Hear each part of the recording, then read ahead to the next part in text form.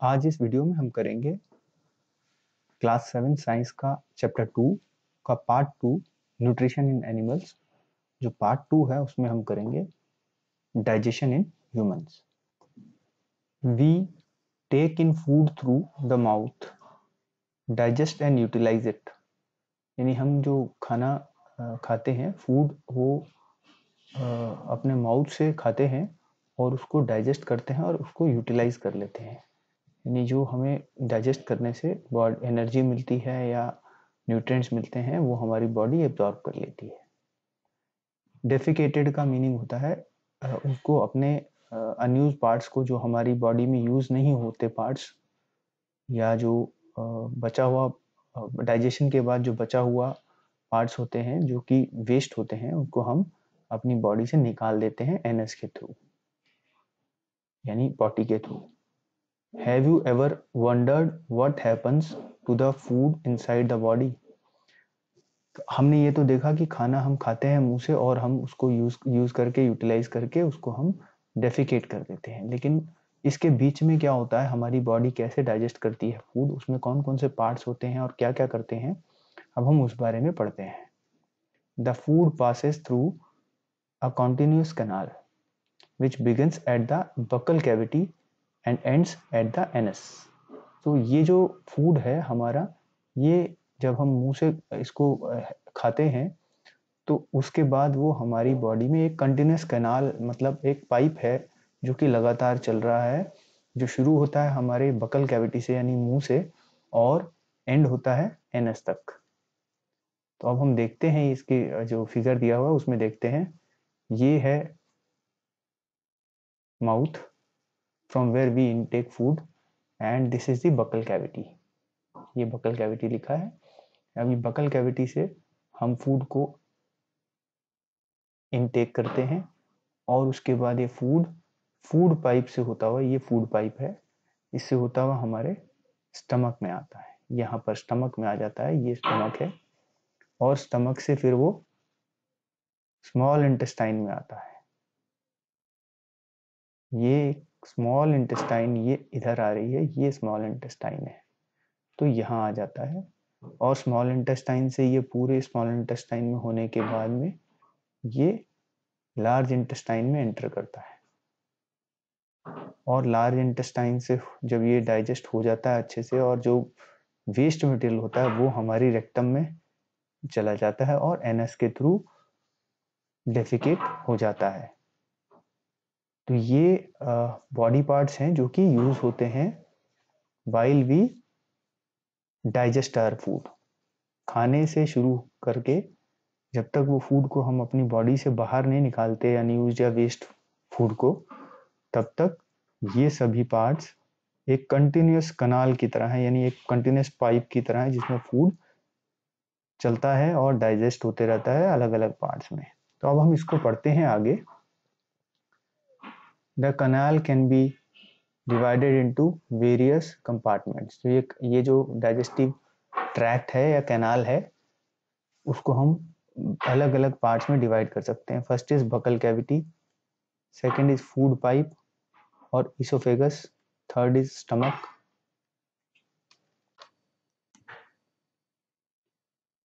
Small intestine, large intestine, ending in rectum and anus. So these are 6 major parts: buccal cavity, food pipe or esophagus, stomach, small intestine and large intestine, then rectum and then anus. So these are very important parts of our digestive system. These parts together form the alimentary canal or digestive tract. ये ये इसको जो ये पूरा हमने parts आपको बताए हैं, ये पार्ट्स से मिलकर हमारा डाइजेस्टिव ट्रैक्ट यानी कि पाचन तंत्र बनता है, जिसमें हम फूड को खाने से लेकर के, डाइजेस्ट करने से लेके उसको हमारी बॉडी से आउट करते हैं। The food components gradually get digested as food travels through the various compartments. तो ये जो फूड हम खाते हैं, वो फूड के कंपोनेंट्स धीरे धीरे हर एक पार्ट में आकर के डाइजेस्ट होते रहते हैं अलग अलग जगह पर। The inner walls of the stomach and the small intestine and various glands associated with the canal, salivary glands, the liver and the pancreas secrete digestive juices. तो स्टमक, स्मॉल इंटेस्टाइन और जो और सलाइवरी ग्लैंड्स होते हैं, जो कि salivary gland यहाँ होते हैं हमारे थ्रोट के पास, हमारे बिल्कुल डाइजेस्टिव जो बकल कैविटी है उसके बिल्कुल साथ में होता है, जो सलाइवा सिक्रेट करता है, जो हमारे मुंह में आता है और जो खाने में हमको आसानी होती है खाना खाने में, ये सलाइवा की वजह से। वो हम आगे पढ़ेंगे कि सलाइवरी ग्लैंड क्या करता है। और ऐसे लीवर एंड पेंक्रियाज, ये दोनों भी डाइजेस्टिव जूसेस को सिक्रीट करते हैं, ऐसे द्रव्यों को छोड़ते हैं, लिक्विड्स को, जो हमारी बॉडी में इस फूड को डाइजेस्ट करने में मदद करते हैं। तो पैंक्रियाज और लीवर और सलाइवरी ग्लैंड, ये 3 ग्लैंड्स होते हैं जो कि बहुत इंपॉर्टेंट होते हैं हमारे डाइजेशन के लिए। The digestive juices convert complex substances of food into simpler ones. तो ये जो डाइजेस्टिव जूसेस हैं जो हमने अभी पढ़े हैं, जो सलाइवरी ग्लैंड से निकलते हैं, लीवर से या पैंक्रियाज से सिक्रीट होते हैं, वो जो फूड के कॉम्प्लेक्स मटेरियल हैं, यानी कि जो फूड डिफिकल्ट होता है डाइजेस्ट होने में, उसको इजी बना देते हैं डाइजेस्ट करने में। यानी हमारी बॉडी में जब ये जो लिक्विड सिक्रीट होते हैं, सलाइवा और बाकी जूसेस, डाइजेस्टिव जूसेस, तो वो हमारी बॉडी में फूड को इजीली अब्जॉर्ब होने में मदद करते हैं। The digestive tract and the associated glands together constitute the digestive system. तो जो डाइजेस्टिव ट्रैक्ट है, जो हमने ये पढ़े थे पहले, ये 7 पार्ट्स, और जो ये 3 ग्लैंड्स हैं, salivary gland, pancreas and liver, ये मिला करके डाइजेस्टिव सिस्टम यानी पाचन तंत्र, इन दोनों को मिला करके बनता है। तो ये हमारा पूरा डाइजेशन है। Now let us know what happens to the food in different parts of the digestive tract. अब हम वन बाय वन ये सभी जो ये पार्ट्स हैं, इनमें देखेंगे कि बकल कैविटी में फूड को क्या होता है, स्टमक में क्या होता है, स्मॉल इंटेस्टाइन में, लार्ज इंटेस्टाइन में और रेक्टम एनस में क्या होता है फूड को। तो सबसे पहले हम पढ़ेंगे mouth and buccal cavity. Food is taken into the body through the mouth.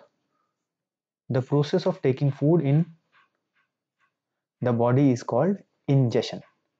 तो जो हम खाना खाते हैं वो हम अपने मुंह से खाते हैं, यानी हम मुंह से फूड लेते हैं, और जो प्रोसेस है फूड को लेने का उसको हम इंजेशन बोलते हैं। तो ये फिल इन द ब्लैंक्स में आ सकता है, स्पेलिंग है INGESTION, इंजेशन।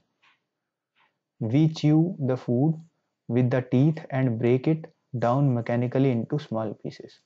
तो जब हम खाने को अपने मुंह में डालते हैं, उसके बाद हम उसको च्यू करते हैं यानी चबाते हैं अपने दांतों से, टीथ से, और उसको छोटे छोटे पार्ट्स में डिवाइड कर देते हैं। Each tooth is rooted in a separate socket in the gums. तो अब हम हमारा गम्स की बात करते हैं। गम्स मतलब होता है जबड़ा, जो दांत जिसमें लगे होते हैं हमारे माउथ में। तो वो उसमें हर एक टीथ की अपनी जगह है, और हर एक का एक अपना काम है और अपनी उसकी लुक है हर एक टीथ की। Our teeth vary in appearance and perform different functions. जो हमारे अलग अलग टीथ हैं वो सबका अलग अलग फंक्शन है, काम है, और अलग अलग दिखते भी हैं। Accordingly they are given different names. तो उनको इन टीथ को हम अलग अलग नाम से जानते हैं। तो अभी हम पहले ये एक्टिविटी पढ़ते हैं, और इससे पहले हम ये देखते हैं कि टीथ हमारे कौन कौन से होते हैं। वी हैव 32 टीथ, यानी 32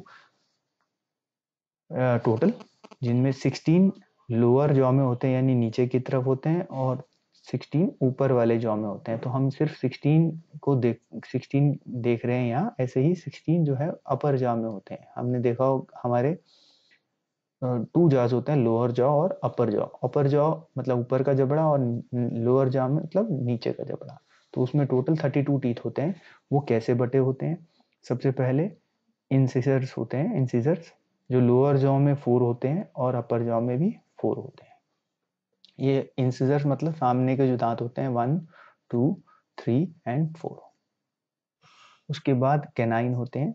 कैनाइन ऐसे दांत होते हैं जिनसे हम फूड को काट सकते हैं और पकड़ सकते हैं। तो ये होते हैं 1 और 2, यानी 2 नीचे लोअर जॉ में और 2 अपर जॉ में। तो ये 1 और ये 2। उसके बाद में होते हैं प्री मोलर। आप ये इनकी शेप देख सकते हैं, इनकी शेप अलग अलग है। ये इंसिजर है, इनकी शेप अलग है। कैनाइन की अंदर की शेप ये अलग है। ऐसे ही प्री मोलर ऊपर से बड़ा होता है, ये फूड को चबाने का काम करते हैं। तो ये होते हैं 2, 2, 4। 4 होते हैं लोअर में और 4 अपर जॉ में होते हैं। तो 1, 2, 3 एंड 4। तो ये 4 हो गए। उसके बाद में होते हैं मोलर। मोलर जिसको हम जाड़ भी बोलते हैं, और ऐसे ही प्री मोलर को भी हम जाड़ बोल देते हैं, दाढ़। तो ये जो हैं ये 3 होते हैं, लेफ्ट साइड में 3 होते हैं, राइट साइड में टोटल 6। 1, 2, 3, 4, 5 एंड 6। तो 6 मोलर्स होते हैं लेफ्ट लोअर जॉ में और 6 मोलर होते हैं अपर जॉ में। तो ये जो मोलर होते हैं ये अब हम इसको बाद में एक चार्ट में भी देखेंगे और इनके अलग अलग सबकी वर्किंग भी देखेंगे कि क्या क्या इनकी वर्किंग होती है। तो एक बार हम सबसे पहले देख लेते हैं इनकी वर्किंग क्या है। अब हम इसकी इन सभी जो ये अलग अलग तरह के डिफरेंट टाइप्स के टीथ हैं, इन सब की फंक्शनिंग देखते हैं, इनकी फंक्शनिंग क्या है। जैसे कि हमने आपको बताया था कि there are 8 incisors, 1, 2, 3, 4 and 4 in the upper jaw, 1, 2, 3, 4। तो टोटल 8 इंसिजर्स। अब वो इंसिजर्स क्या काम करते हैं? Incisors, the 4 front teeth in the both and upper and lower jaw are called incisors. Their primary function is to cut food. तो ये food को कट करने में मदद करते हैं। सेकंड है कैनाइन्स। तो कैनाइन्स क्या होते हैं? कैनाइन्स होते हैं ये जो ये वाला टीथ है 1 और ये है 2। तो 1 और 2 we take another colour from here. ये कैनाइन होते हैं 1 एंड 2। ऐसे ही इन दी अपर जॉ 1 एंड 2। तो 2 canine in the lower jaw and 2 canine in the upper jaw, total 4. There are 4 canines in the oral cavity. They are behind the and adjacent to the incisors. तो incisors के बिल्कुल साथ में होते हैं और उनके पीछे होते हैं। Their main function is to tear food. ये फूड को, इनका मेन काम है फूड को फाड़ देना यानी टीयर करना। They also serve to form the corners of the mouth.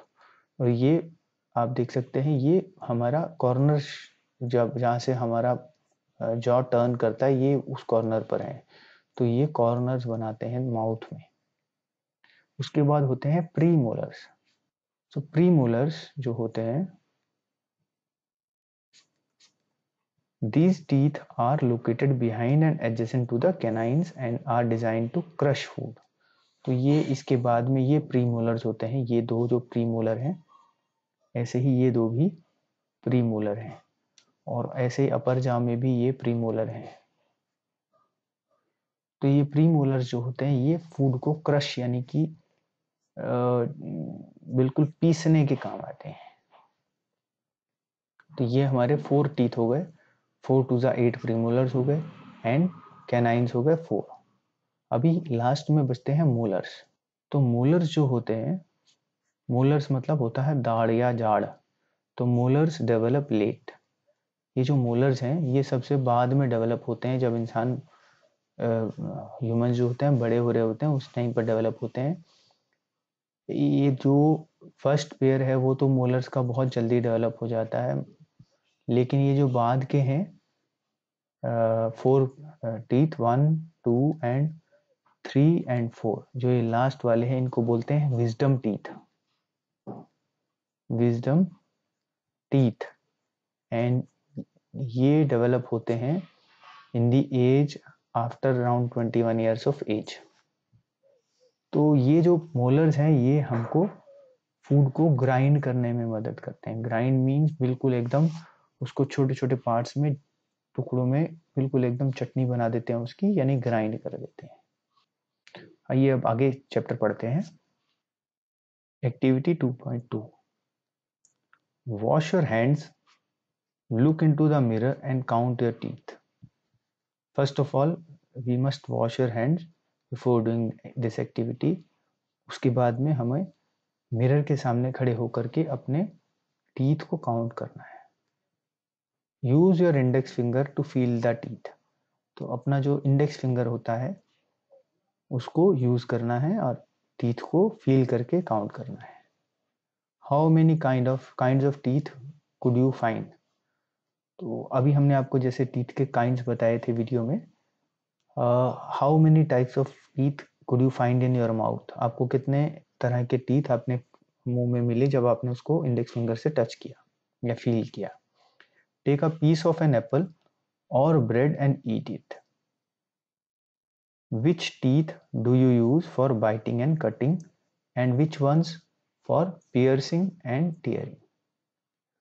तो आप एक एप्पल और ब्रेड को लें और उसको खाएं और फिर देखें कि आपने कौन कौन से टीथ को बाइटिंग और कटिंग के लिए यूज किया है और कौन से टीथ को पियर्सिंग या टीयरिंग के लिए यानी फाड़ने के लिए और उसको यूज किया है।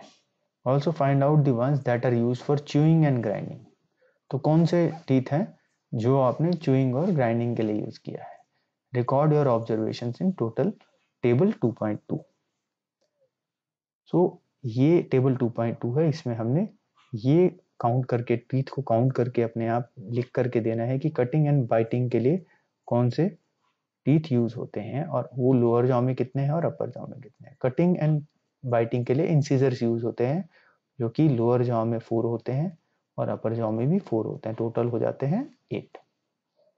पियर्सिंग एंड टीयरिंग टीथ जो होते हैं वो होते हैं कैनाइन्स, जो कि 2 होते हैं लोअर जॉ में और 2 होते हैं अपर जॉ में, तो टोटल 4। च्यूइंग एंड ग्राइंडिंग के लिए होते हैं प्रीमोलर्स और मोलर्स। तो प्रीमोलर्स होते हैं 4 प्लस 6 मोलर्स, तो total 10 in lower jaw and 10 in upper jaw, total 20. So if we make a total here, it is 8 plus 4 12 and 20 32 teeth. Our mouth has the salivary glands which secrete saliva. तो हमारे mouth में हमने वो जब digestive tract को देखा था को डायग्राम, तो उसमें हमने देखा था कि सलाइवरी ग्लैंड है जो वो सलाइवा सिक्रीट करता है जो हमारे मुंह में आ जाता है। जब हम खाने को च्यू कर रहे होते हैं, चबा रहे होते हैं, तो उस समय वो सलाइवा हमारे फूड में मिल जाता है और उसको सॉफ्ट कर देता है और उसको डाइजेस्ट करने में फूड को मदद करता है, इन द सेंस कि वो कॉम्प्लेक्स जो फूड है कंपोनेंट्स हैं उनको सिंपल कंपोनेंट्स में ब्रेक कर देता है। तो इसका ये एक्टिविटी है, इसको हम देखेंगे कि कैसे कार्बोहाइड्रेट्स में सलाइवा जब मिल जाता है तो कार्ब स्टार्च जो है वो नॉर्मल ग्लूकोज में कन्वर्ट हो जाता है। तो अब हम देखते हैं ये। Take 2 test tubes, label them A and B. In test tube A, put 1 teaspoon of boiled rice. In B, in test tube B, keep 1 teaspoon of boiled rice after chewing it for 3 to 5 minutes. That means दो हमें test tube लेनी है, test tube A and test tube B, और एक में हमने boiled rice डाल देने हैं A में, और B में बॉइल्ड राइस जो हमने च्यू कर रखे हों यानी चबा रखे हों 3 to 5 मिनट्स के लिए, उसको अपने मुंह से निकाल के दूसरी टेस्ट ट्यूब में डाल देना है।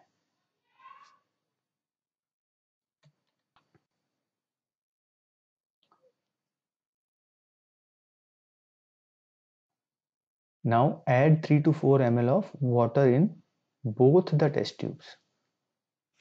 और उसके बाद हमें दोनों टेस्ट ट्यूब्स में 3 to 4 ml यानी कि अराउंड 60 to 70 ड्रॉप्स और 80 ड्रॉप्स के आसपास वाटर की डालनी है दोनों टेस्ट ट्यूब्स में। Now pour 2 to 3 drops of iodine solution in each test tube and observe।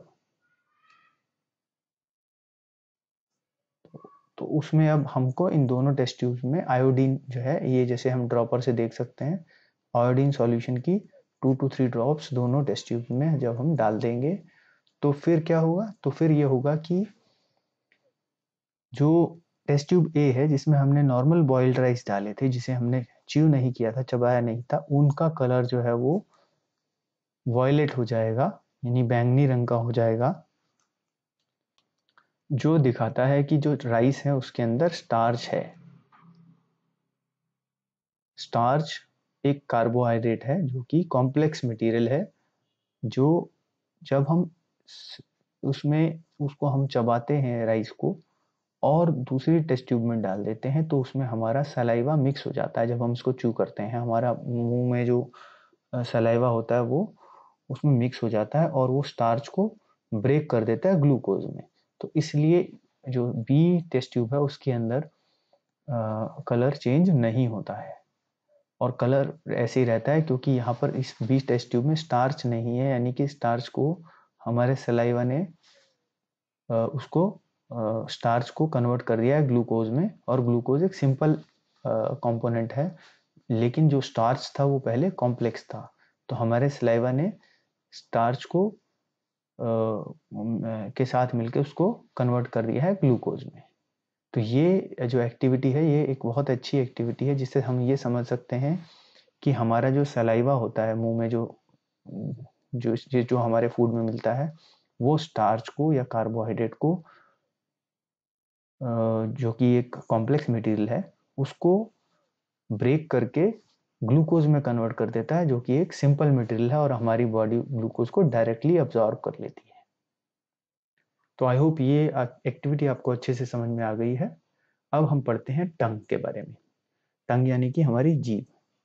The tongue is a fleshy muscular organ attached at the back of the floor of the buccal cavity.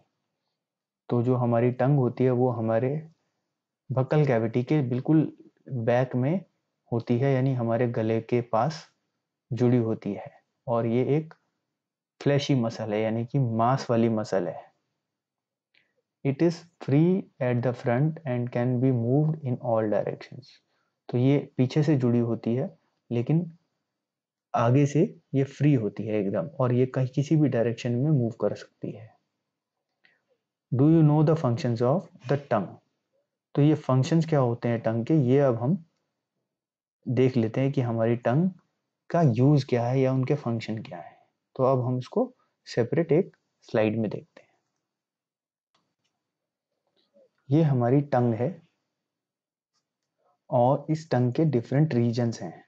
एक जैसे ये आप देख सकते हैं ये front में है, ये दो और रीजन्स हैं और ये दो और रीजन्स दिख रहे हैं जो कि एक्चुअली हमें टंग पर नहीं दिखते हैं, लेकिन ये रीजन्स जो हैं ये अलग अलग चीज़ों को अलग अलग टेस्ट करने के लिए बने हुए हैं। अगर हम देखें तो सबसे पहले है इसमें स्वीट, जो मीठा को पता लगाने का रीज़न होता है, जो मीठे का टेस्ट बताता है वो होता है फ्रंट का रीज़न, जो स्वीट रीजन को बताता है, स्वीट टेस्ट को बताता है। उसके बाद आता है सेकंड, जो कि इसके लेफ्ट में ये पिंक वाला पोर्शन है, वो सॉल्टी टेस्ट को बताता है कि सॉल्ट का टेस्ट वहाँ पता चलता है। और ऐसे ही थर्ड रीजन है इसमें सार यानी खट्टे को बताता है। ये जो ऑरेंज कलर का रीजन दिया हुआ है ये और ये सॉल्टी टेस्ट को आइडेंटिफाई करता है यानी बताता है कि हम अगर हमारे मुंह में कुछ खट्टा आता है तो इस रीजन में आकर के हमें पता चलता है कि हमारे मुंह में कुछ खट्टी चीज़ या सौर चीज़ आई है। और लास्ट में होता है जो हमारी टंग का बिल्कुल अंदर का किनारा होता है मुंह के, वो कड़वापन यानी कड़वे टेस्ट को यानी बिटर टेस्ट के बारे में बताता है, जो ये है। तो ये हमारी जो टंग है उसके बहुत इंपॉर्टेंट फंक्शन है कि वो टेस्ट को आइडेंटिफाई करती है, taste like sweet, salt, bitter and sour. तो सबसे पहला फंक्शन है कि वो हमारे टेस्ट को हमारे को बताती है। सेकंड है it mixes with saliva with the food chewing and helps in swallowing of food.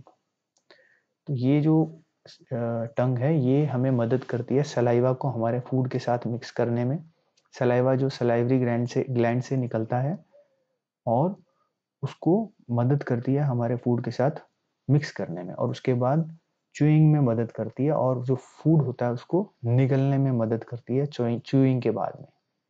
और फिर सबसे इम्पोर्टेंट जो वर्किंग है हमारी टंग की, लेकिन वो डाइजेशन से रिलेटेड नहीं है, वो है टॉकिंग, कि हम बात कर सकते हैं हमारी टंग की वजह से। अगर हमारी टंग नहीं होगी, जीभ नहीं होगी, तो हम we will not be able to talk, यानी हम बात नहीं कर सकेंगे। तो ये हमारी जो ह्यूमन टंग है, हमारी जो जीभ है, उसके कुछ फंक्शंस हैं। एक तो टेस्ट आइडेंटिफाई करना कि वो स्वीट है, सॉल्टी है, बिटर है या सार है, और उसके बाद सलाइवा मिक्स करना, और सलाइवा को मिक्स करके हमारे फूड को स्वेलोइंग में यानी अंदर निकलने में मदद करना। और थर्ड इम्पॉर्टेंट है, बहुत इम्पॉर्टेंट चीज़ है, लेकिन वो डाइजेशन से रिलेटेड नहीं है, वो है टॉकिंग, यानी हम बात कर सकते हैं बिकॉज ऑफ आवर टंग। अगर हमारी टंग नहीं होगी तो हम बात नहीं कर सकते। तो ये है हमारी टंग के इम्पॉर्टेंट फंक्शंस। अभी वापस चलते हैं चैप्टर के ऊपर। अब हम देखते हैं फूड पाइप और इसोफेगस। तो पहले फूड पाइप देखते हैं, जहाँ से हमारा ये बकल कैविटी से जब हमारा फूड नीचे आ जाता है तो ये फूड पाइप शुरू हो जाता है हमारे थ्रोट के नीचे से, और फूड पाइप में से फूड जो है अंदर जाता है नीचे की तरफ इसोफेगस से होता हुआ। ये इसोफेगस, ये एरिया पूरा इसोफेगस है, और इसमें से फूड अंदर होते हुए इसके थ्रू होते हुए स्टमक में आ जाता है, और ये स्टमक है, ये स्टमक है।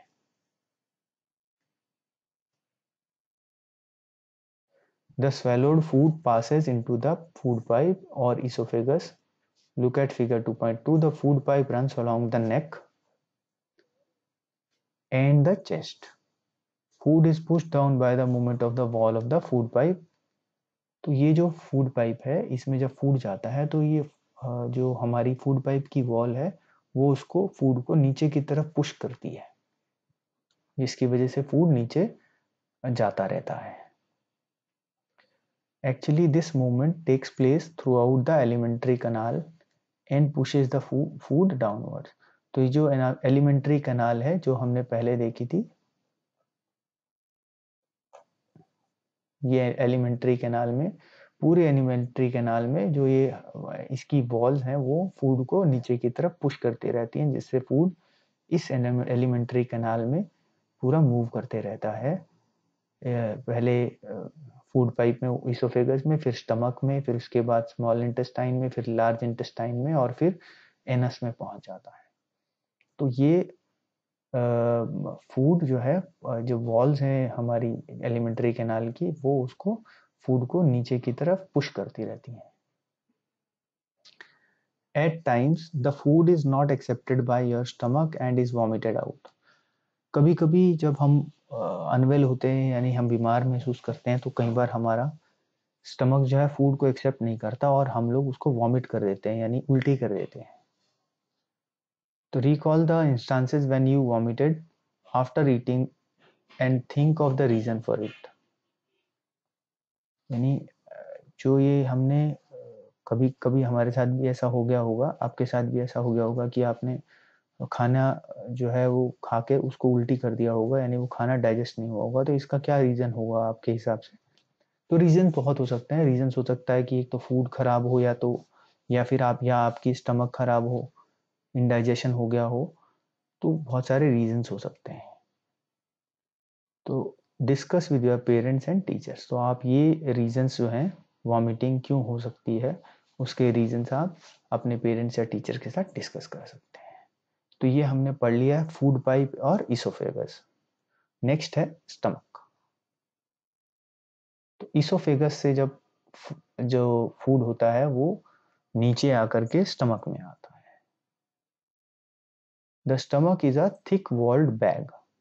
स्टमक एक बहुत थिक वॉल यानी मोटी वाली जो वॉल होती है उसका एक परत वाला एक बैग होता है, जो हम देख सकते हैं, ये स्टमक है और इसकी जो वॉल है वो बहुत थिक है और ये बैग की तरह है। Its shape is like a flattened J and it is the widest part of the alimentary canal.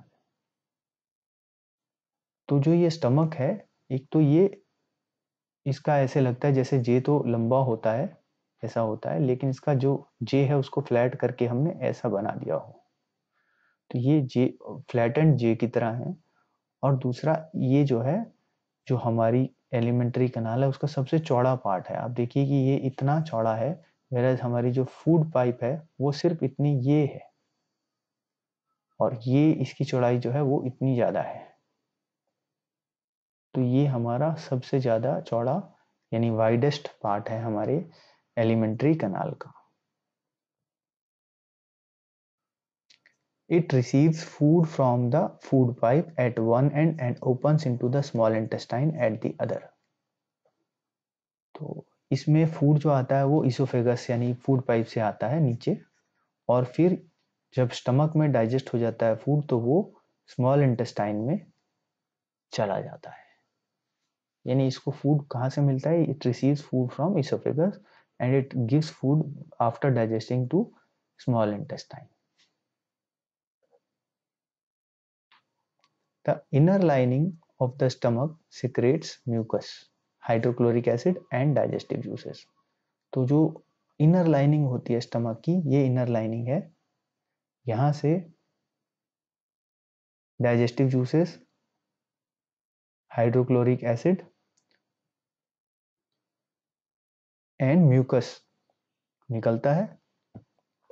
तो mucus protects the lining of the stomach. जो ये म्यूकस है ये एसिड वगैरह से, जो हाइड्रोक्लोरिक एसिड है वो बहुत स्ट्रॉन्ग एसिड होता है हमारे स्टमक में, तो ये म्यूकस जो निकलता है ये हमारे स्टमक को सेव करता है from acids. The acids kills many bacteria that enter along with the food and makes the medium in the stomach acidic and helps the digestive juices to act.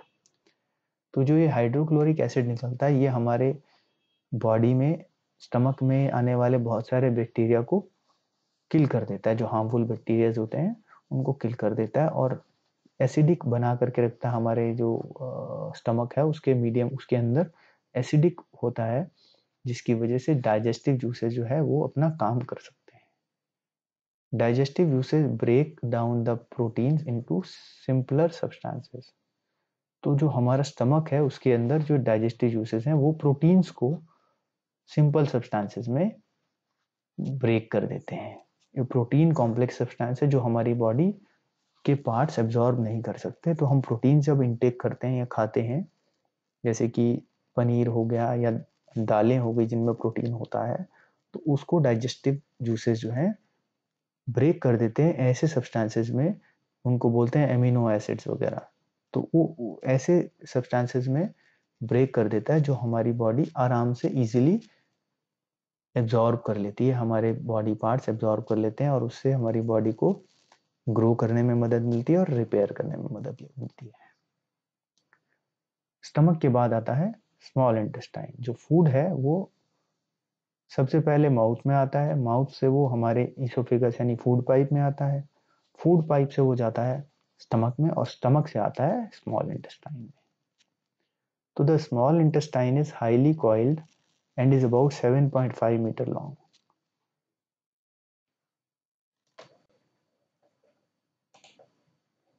तो ये स्टमक है, stomach से food हमारी small intestine में आया, ये हमारी small intestine है जो शुरू हो गई है और it keeps moving and food keeps moving in the small intestine, which is 7.5 meter long, which is very long, and the food keeps getting digested in the small intestine, and small intestine से जो food है digest होने के बाद में जो left over food है वो लार्ज इंटेस्टाइन में आ जाता है। तो ये जो स्मॉल इंटेस्टाइन है ये अराउंड 7.5 मीटर लंबी है, small intestine. The small intestine receives secretions from liver and pancreas. Besides, its walls also secrete juices. जो स्मॉल इंटेस्टाइन होती है उसमें जो लीवर है हमारी बॉडी में और पैंक्रियाज है जो हमने आपको हमारे डाइजेस्टिव सिस्टम में दिखाए थे, ये भी सिक्रीट करते हैं डाइजेस्टिव जूसेस को स्मॉल इंटेस्टाइन में। और हमारी जो स्मॉल इंटेस्टाइन है वो भी डाइजेस्टिव जूसेस को सिक्रीट करती है जो कि हमारे फूड को डाइजेस्ट करने में, स्मॉल इंटेस्टाइन में डाइजेस्ट करने में बहुत हेल्प करते हैं। The liver is a reddish brown gland situated in the upper part of the abdomen on the right side. जो लिवर होता है वो एक रेडिश ब्राउन यानी बहुत dark brown, red brown type का एक ग्लैंड है यानी तंत्र है जो कि हमारे एब्डोमेन में अपर राइट साइड पे होता है। ये लीवर है और वो ये पार्ट है, ये जो हम देख सकते हैं ये कलर है,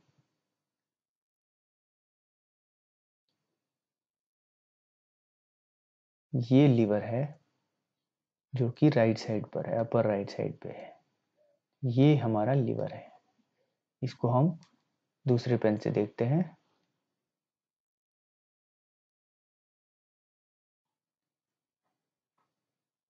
this is our liver. Liver जो है ये वाला पार्ट है और ये हमारे स्मॉल इंटेस्टाइन में यहाँ से जूसेस सिक्रीट करता है। और पैंक्रियाज भी हैं जो ये यहाँ पर हैं, ये पैंक्रियाज हैं और ये पैंक्रियाज भी हमारे इंटेस्टाइन में, लोअर इंटेस्टाइन, स्मॉल इंटेस्टाइन में डाइजेस्टिव जूसेस को सिक्रीट करती हैं। तो स्मॉल इंटेस्टाइन जहाँ शुरू होती है, जहाँ हमें खाना स्टमक से स्मॉल इंटेस्टाइन में आता है, यहाँ पर वहीं पर जूसेस, डाइजेस्टिव जूसेस लीवर से और पैंक्रियाज से हमारे फूड में मिक्स होना शुरू हो जाते हैं जो कि प्रोटीन्स को डाइजेस्ट करने में मदद करते हैं।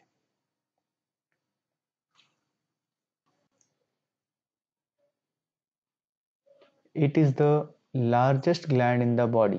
तो liver is the largest gland in the body. तो सबसे पहले ये एक फिल इन द ब्लैंक्स है जो आ सकता है। Which is the largest gland in the body? Liver is the largest gland in the body. It secretes bile juice that is stored in a sac called gall bladder। तो जो एक ये जो liver है ये बाइल जूस, एक digestive juice होता है जिसको एक सैक यानी एक थैले में होता है, उसको गाल ब्लैडर बोलते हैं। जो गाल ब्लैडर नाम का एक थैला होता है हमारी बॉडी में, उस थैले में ये बैग में बाइल जूस होता है जिसको लिवर सिक्रीट करता है हमारी इंटेस्टाइन में। The bile plays an important role in the digestion of fats. तो ये जो बाइल है वो फैट को ऑब्जर्व करने में मदद करता है। तो लिवर जो है वो बाइल जूस देता है और बाइल जूस जो है हमारे इंटेस्टाइन में फैट्स को ऑब्जर्व करने में हेल्प करता है।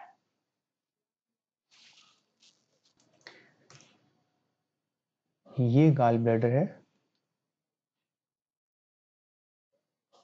ये गॉल ब्लैडर है जो कि ये एक स्मॉल बैग है, ये बैग की तरह है जिसमें से कि हमारा जो बाइल जूस है हमारे लीवर से होता हुआ इंटेस्टाइन में आकर के सेक्रेट होता है यानी मिल जाता है। तो बाइल जूस गॉल ब्लैडर में होता है और ये फैट को ऑब्जर्व करने में मदद करता है।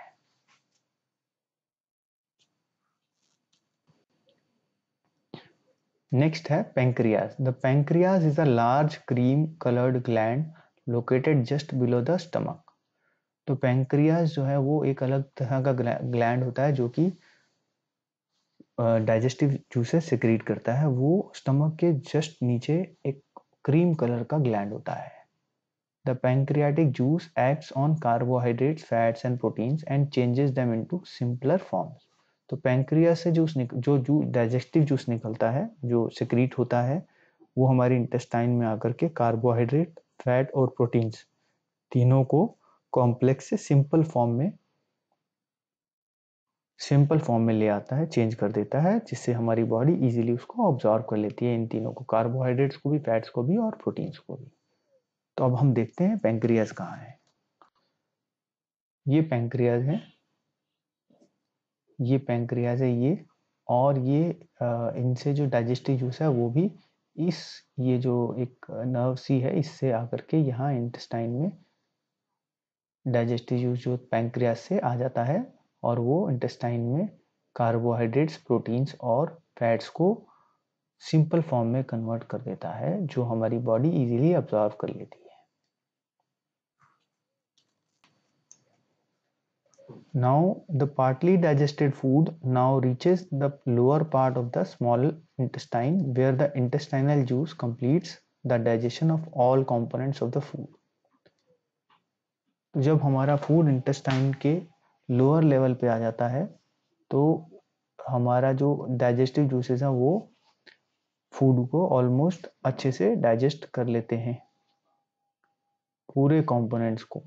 The carbohydrates get broken into simple sugars such as glucose, fats into fatty acids and glycerol and proteins into amino acids.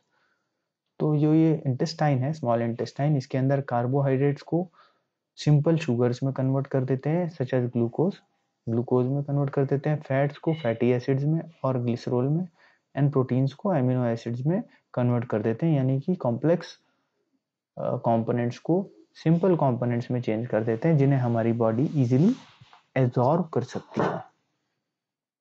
तो ये हमारी स्मॉल इंटेस्टाइन का फंक्शन है। अब है हमारी एब्जॉर्प्शन इन स्मॉल इंटेस्टाइन, यानी कि जो इंटेस्टाइन है हमारी स्मॉल इंटेस्टाइन, उसमें फूड को कैसे एब्जॉर्ब करता है। तो the digested food can now pass into the blood vessels in the wall of the intestine. This process is called absorption. तो जो डाइजेस्टेड फूड है वो हमारी इंटेस्टाइन से जब पास हो रहा होता है, तो वो वहाँ पर ब्लड वेसल्स होती हैं, छोटी छोटी ब्लड की पाइप्स होती हैं, नलियाँ होती हैं, जो कि फूड को अब्जॉर्ब करती हैं, उसको हम एब्जॉर्प्शन बोलते हैं। The inner walls of the small intestines have thousands of finger like outgrowths. These are called villi, singular villus. जो इंटेस्टाइन होती है अंदर हमारे स्टमक में, उसके इंटरनल साइड पर थाउजेंड्स यानी हजारों फिंगर लाइक स्ट्रक्चर होते हैं, छोटे छोटे फिंगर लाइक स्ट्रक्चर्स होते हैं, जिनको विली बोलते हैं। और ये जो विली हैं, फिंगर लाइक स्ट्रक्चर्स, ये हमारा जो फूड है उसको ऑब्जॉर्ब करते हैं, जो सिंपल सब्सटेंसेस हैं उनको ऑब्जॉर्ब करते हैं। Each villus has a network of thin and small blood vessels close to its surface. तो ये जितनी भी विलेस होती हैं सब में ब्लड वेसल्स होते हैं, जिसके थ्रू वो जो हमारा डाइजेस्टेड फूड है, जो सिंपल फॉर्म में हो गया है, ग्लूकोज की फॉर्म में या अमीनो एसिड की फॉर्म में या फैटी एसिड्स की फॉर्म में आ गया है, उसको एब्जॉर्ब कर लेती है, और फिर the surface of the villi absorbs the digested food material. तो ये जो विली है, इसकी सरफेस जो है वो फूड मटेरियल को अच्छे से डाइजेस्ट करती है। The absorbed substances are transported via the blood vessels to different organs of the body, where they are used to build complex substances such as the proteins required by the body. तो जब ये villi के थ्रू हमारी blood vessels food को absorb कर लेती हैं, तो वो हमारी डिफरेंट ऑर्गन्स, जो बॉडी में डिफरेंट ऑर्गन्स हैं, जैसे हैंड्स हैं, लेग्स हैं, स्टमक है, हेड वगैरह, सब जगह ये जो अब्जॉर्ब फूड है, glucose, amino acid, fatty acid, उनको ट्रांसपोर्ट करता है। और जहाँ पर वो अलग अलग फूड अपनी रिक्वायरमेंट के हिसाब से जो पार्ट्स हैं वो फूड को दोबारा कॉम्प्लेक्स मटेरियल में कन्वर्ट करते हैं, जैसे protein. So this is called assimilation. जब फूड अब्जॉर्ब हो जाता है स्मॉल इंटेस्टाइन में, और जब अलग अलग पार्ट्स में पहुंच जाता है, बॉडी पार्ट्स में, उसको बोलते हैं assimilation. In the cells, glucose breaks down with the help of oxygen into carbon dioxide and water. तो बॉडी के जो डिफरेंट पार्ट्स होते हैं उनमें सेल्स होती हैं, स्मॉल स्मॉल स्ट्रक्चर्स होते हैं, बहुत छोटे जो आंख से नहीं दिख सकते हैं, और सेल्स जो होती हैं वो जो ग्लूकोज है उसको ब्रेक करती हैं with the help of oxygen और कार्बन डाइऑक्साइड और वाटर, उससे हमें मिल जाता है एंड एनर्जी इज रिलीज्ड, और हमें एनर्जी मिलती है। यानी जो सेल्स हैं वो ग्लूकोज लेती हैं, ग्लूकोज में ऑक्सीजन मिलता है और ग्लूकोज और ऑक्सीजन मिल करके हमें एनर्जी देते हैं, प्लस कार्बन डाइऑक्साइड जो हम नाक से छोड़ते हैं, CO2 बोलते हैं उसको, प्लस वाटर मिलता है। तो ये एक एक्टिविटी है जिससे कि हमारा फूड डाइजेस्ट होने के बाद हमारी बॉडी में एनर्जी मिलती है। The food that remains undigested and unabsorb enters into the large intestine.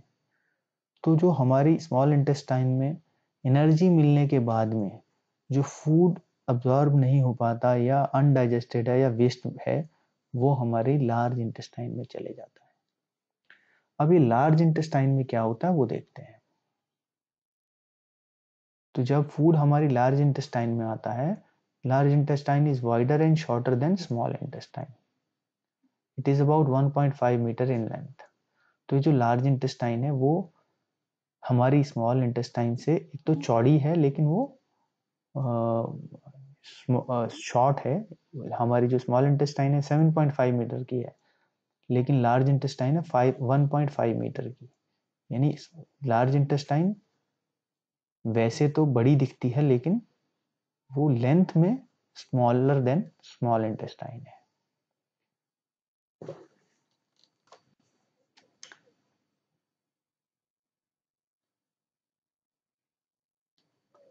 ये लार्ज इंटेस्टाइन है, ये फूड स्मॉल इंटेस्टाइन से लार्ज इंटेस्टाइन में आएगा, और लार्ज इंटेस्टाइन 1.5 मीटर्स की है, लेकिन ये चौड़ी है हमारी स्मॉल इंटेस्टाइन से। स्मॉल इंटेस्टाइन ये है, बस इतनी है, लेकिन हमारी जो लार्ज इंटेस्टाइन है वो ज़्यादा वाइड है, यानी ब्रॉड है। और स्मॉल इंटेस्टाइन की लेंथ है 7.5 metre, small intestine SI I am writing, and जो लार्ज इंटेस्टाइन है LI, उसकी लेंथ है 1.5 मीटर।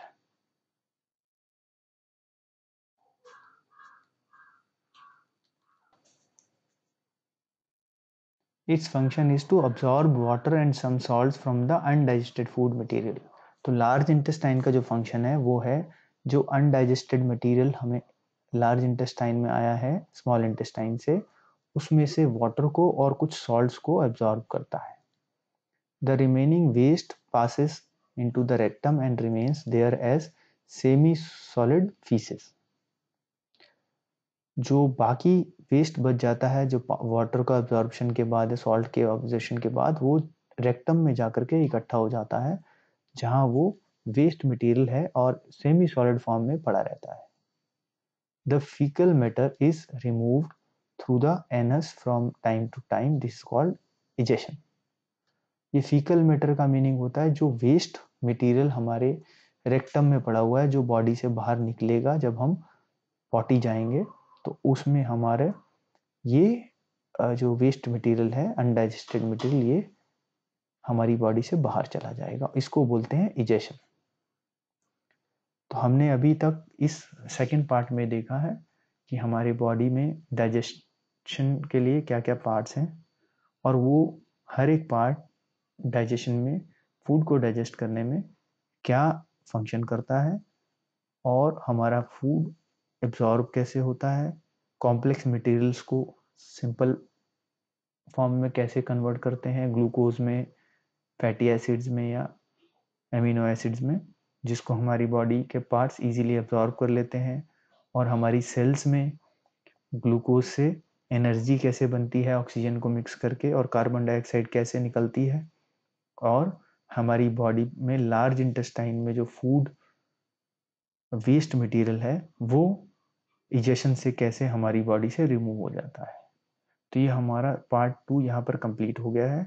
पार्ट 3 में हम करेंगे डाइजेशन इन ग्रास ईटिंग एनिमल्स, यानी जो घास खाने वाले एनिमल्स हैं जैसे काऊ वगैरह, इन एनिमल्स में डाइजेशन कैसे होता है। तो यहाँ हमारा पार्ट 2 कंप्लीट हो गया। आई होप ये आपको अच्छे से समझ में आ गया होगा।